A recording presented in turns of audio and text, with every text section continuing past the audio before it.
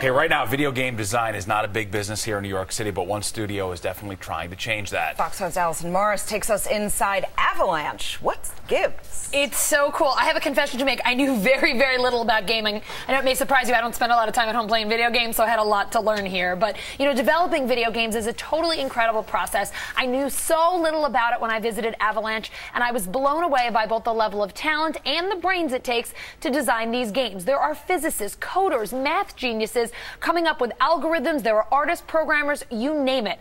A lot of the top talent in this field, however, is out west in tech hotspots like California and Canada, but Avalanche has set up shop here in New York, and they're hoping other studios will too. Everything from animators and sound designers and artists and engineers and, each discipline has to focus on a specific area of the game. On the 8th floor of an office building in SoHo, a new industry is trying to take hold in Manhattan.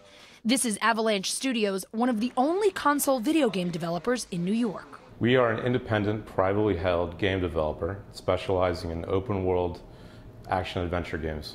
We're best known for a series called Just Cause. We're now working on the third installment of that series. We also have been working with Warner Brothers for the last several years on a Mad Max game. It's also going to come out this year. Game design is rare here in the city, or on the East Coast for that matter.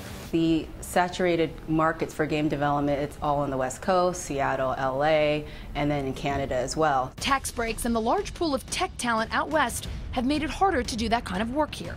But Avalanche, founded in Sweden, is trying to change that. New York City can be a place for console game development. Avalanche partners with schools like NYU, which has its own gaming program, and tries to lure top talent with its European-style benefits. 100% company-paid health care, 5 weeks of paid time off, 2-week summer break for everybody where the entire company shuts down. They're also hoping to attract more women to gaming. We have 10% females here. We're proud of that, but we do need to do better, especially on the tech side, the design side. Know absolutely nothing about gaming?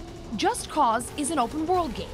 That means endless options and hours of play. So really what we call a sandbox experience, giving a player a set of tools, whatever those might be, whether they're cars, planes, trains, weapons, and essentially unleashing the player in that world to explore that world however he or she wants. Games like that can take 3 to 4 years to make and require a ton of talent. It really is a very collaborative effort. I mean, it's a passion project, right? I mean, whenever you work on something this long, you've got to have a ton of passion for it. One of the biggest barriers to doing business here is the corporate tax structure. It's a lot cheaper for game studios to set up shop elsewhere. The folks at Avalanche are pushing for tax credits like you see for the film and television industry. Their argument is that movie and TV crews come to New York City for a short time and then they leave, while game developers would help bring and keep talent in New York and build an industry that would contribute to our economy long term.